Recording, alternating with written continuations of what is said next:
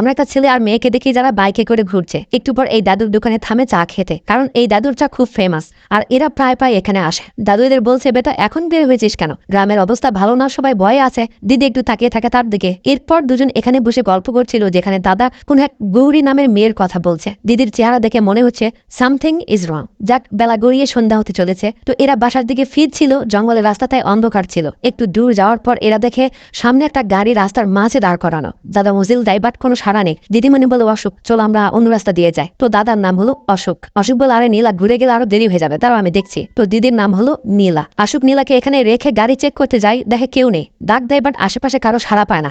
গাড়ির চাবি সেখানেই ছিল, এজন্য অশোক নিজে গাড়িটা সাইড করতে শুরু করে। একটু পর হুট করে তার নজর পড়ে লুকিং গ্লাসে। অশোক দেখে নীলা সেখানে নেই। গাড়ি থেকে নেমে দৌড় দেয়, বাট নীলাকে সেখানে পায় না। সঙ্গে লাইট ছিল, খোঁজা শুরু করে, বাট হুট করে কেউ তাকে ধরে ফেলে। অশোক চিল্লাচ্ছে, কে তুই? ছেড়ে দে আমায়, ছেড়ে দে। তখন লোকটা বলে, যদি বাঁচতে চাস চুপচাপ থাক। সঙ্গে সঙ্গে এই ভাইসাবের ঘুম ভেঙে যায় যে এগুলো স্বপ্নে দেখছিল। সিন চলে এলো 5 বছর সামনে। আগে যে সিনগুলো দেখলেন এগুলো খুব ভালো করে মাথায় রাখেন। কিছুক্ষণ আগে যে অশোককে দেখলেন, এ কিন্তু সেই একটা প্রাইভেট কোম্পানিতে জব করে। যাক, এ এখানে কাজ করুক, ততক্ষণে ক্যামেরা আমাদের নিয়ে আসে অশোকের বাড়ি। এটা অশোকের জিজু, এটা অশোকের ফ্রেন্ড বা এই বাড়িতে বাড়া থাকে কার্তিক, আর এটা হলো অশোকের আদরের দিদি। তো খেতে বসে কার্তিক দিদিকে তেল মারছে। দিদি দিব্যা মানে কার্তিকের গার্লফ্রেন্ড, আর তার একটা ফ্রেন্ড প্রীতি এখানে আসছে, কিছুদিন থাকবে। আমি বলেছি এখানে থাকা যাবে, প্লিজ দিদি তুমি একটু মেনে নাও না। যাক, শেষে দিদি বলে, ঠিক আছে, এই মাসে তো আমি কাজে বাইরে থাকবো, তুই রাখ। অশোক অফিস শেষ করে বাসায় ফিরে কানে হেডফোন লাগিয়ে অনেকগুলো ভয়েস শুনছে, মানে হয়তো কোন একটা ভয়েস সে খুঁজতেছে, বাট পায় না। সিন চলে আসে সকালে। দিদি পুজো টুজো শেষ করে বাইরে গিয়ে দেখে অশোক বসে আছে। কিন্তু তুই এখানে বসে ঘুমাসটি নাকি সারা রাত? অশোক কথা বলে না।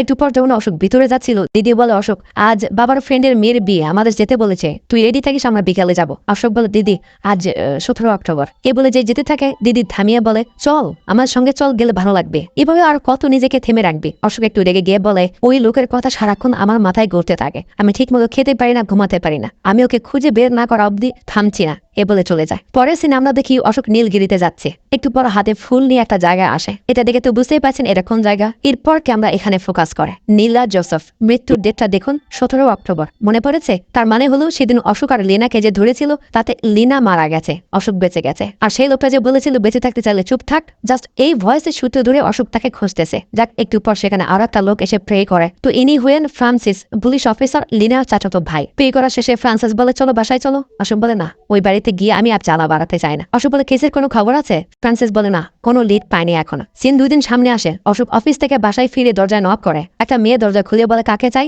অশোক একটু তাকিয়ে থেকে বলে, আপনি। মেয়েটা বলে, বাড়ির বাইরে আপনি, আর আমায় বলছেন আমি কে? এটা কার্তিকের বাড়ি, আমি ওর গার্লফ্রেন্ডের ফ্রেন্ড। অশোক বলে, কার্তিককে ডাকুন। দিদি বলে, ওরা বাইরে গেছে, আপনি যান। অশোক বলে, এই থামো থামো, জুতার র্যাকের সবার শেষে যে জুতা আছে তার ভিতরে আমার রুমের চাবি আছে, রুমে গিয়ে আলমারি খুলে দেখুন, আমার আইডি আছে, যান। দিদি দরজা লাগিয়ে ভিতরে গিয়ে চেক করে। এদিকে অশোক হাসছে, বাহ মেয়েটা তো সেই। দিদি আলমারিতে আইডি দেখে সবে বন্ধ করতে যাবে, নজর পড়ে একটা অ্যালবামের দিকে। অ্যালবামটা খুলে একটা মেয়ের ছবি দেখতে পায়। তারপর অশোক আর নীলার একসঙ্গে উঠানো ছবি দেখে। ওদিকে কার্তিক তার জিএফ কে নিয়ে বাসায় ফিরে। গাড়ির শব্দ পেয়ে এও বের হয়ে আসে। কার্তিক বলে, আরে ব্রো তুমি বাইরে কেন? অশোক একটু রেগে আছে। কার্তিক বলে, এটা আমার গার্লফ্রেন্ড দিব্যা, আর ওটা ওর ফ্রেন্ড প্রীতি। অশোক বলে, বাট এরা এখানে কি করছে? প্রীতি রেগে যায় দিব্যার উপর। কিরে তুই না বলেছিলি এটা কার্তিকের বাড়ি? আমি ওনাকে বাইরে দাঁড় করে রেখেছি। দিব্যা বলে, না, এটা অশোকের বাড়ি, বাট কার্তিক এখানে নিজের মতো করে থাকে। কার্তিক অশোককে বলে, ব্রো এরা এখানে 10 দিন থাকবে, প্লিজ ব্রো মেনে নাও। আমি দিদিকে বলেছি, দিদি রাজি হয়েছে, প্লিজ ব্রো। তার এমন অনুরোধে অশোকও কিছু বলে না। অশোক ভিতরে গেলে প্রীতি তাকে সরি বলে। সিন চলে আসে রাতে। এরা বসে বসে ক্লাম খেলছিল। প্রীতি অশোককে দেখে তাকেও জয়েন হতে বলে, বাট অশোক রাজি হয় না। কার্তিক বলে, ব্রো আমরা সবাই মুভি দেখার প্ল্যান করছি, একটু পর যাবো, তুমি কি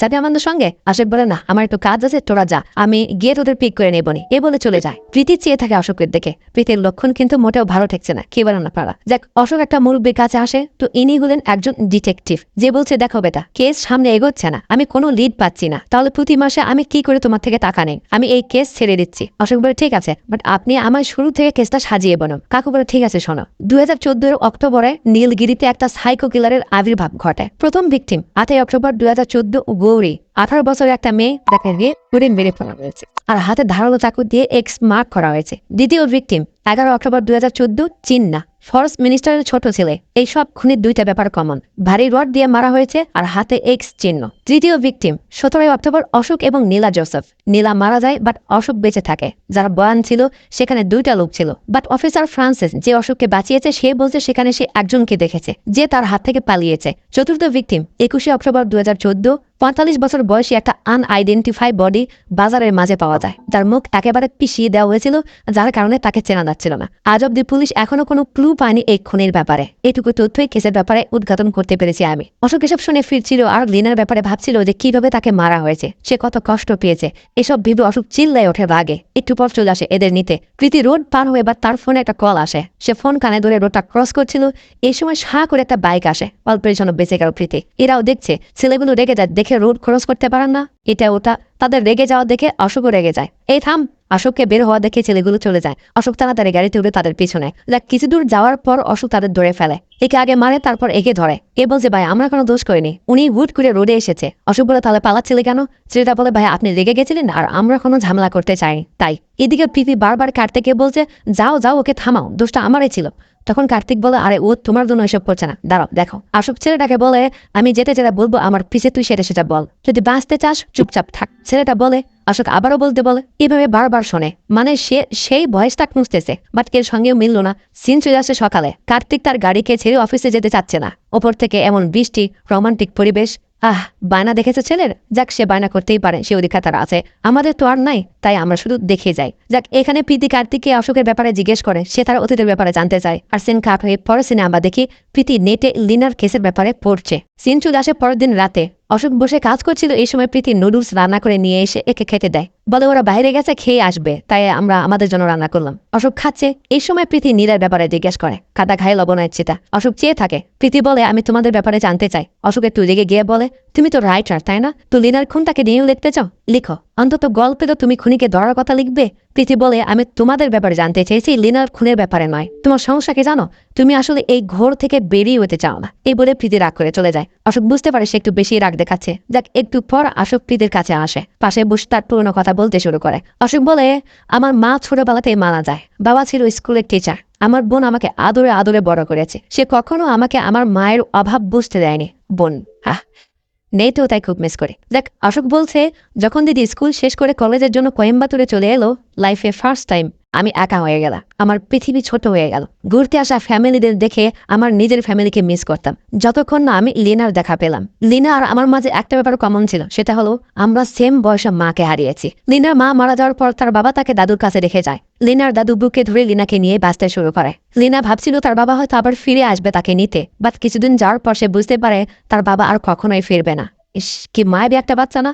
বাবা মা ছাড়া সন্তানের বড় হওয়াটা পৃথিবীর সব থেকে বড় কষ্টকর সেই সন্তানের জন্য। যাক লিনাও বুঝতে পারে অশোকও তার মতোই। এই জন্য দুজনের মাঝে বন্ধুত্ব হয়ে যায় আর দেখতে দেখতে দুজন বড় হয়ে যায়। একে অপরের সঙ্গে খুব ভালো টাইম পার করতে থাকে তারা। একদিন লিনার দাদু দুজনকে একসঙ্গে দেখে। রাতে সে ভাবে যাক অবশেষে তার নাতির দেখাশোনার জন্য একটা ভালো ছেলে পাওয়া গেছে। লিনার দাদু সেই রাতে মারা যায়। দাদু মারা গেলে লিনা আরো একা হয়ে যায়। সেই সময় অশোক তার পাশে দাঁড়ায়। অশোক সব সময় তার সঙ্গে থাকতে শুরু করে। অশোক কোনোভাবেই লিনাকে চোখের আড়াল করে না। দুজন সবসময় হাসি খুশি থাকে। অশোকের বোনও লিনাকে খুব পছন্দ করত। লিনা আর অশোক একে অন্যকে ছাড়া এক মুহূর্তেও থাকতে পারতো না। দেখ এভাবে সময় যেতে যেতে একদিন অশোক লক্ষ্য করে লিনার বাড়ির বাইরে পুলিশের গাড়ি। অশোক লিনাকে নিয়ে বাইরে আসে। জিজ্ঞেস করে কি হয়েছে স্যার? অফিসার চুপ করে থাকে। লিনা তার দিকে তাকিয়ে আছে। একটু পর লিনা বলে আরে ফ্রান্সিস, এতদিন পর।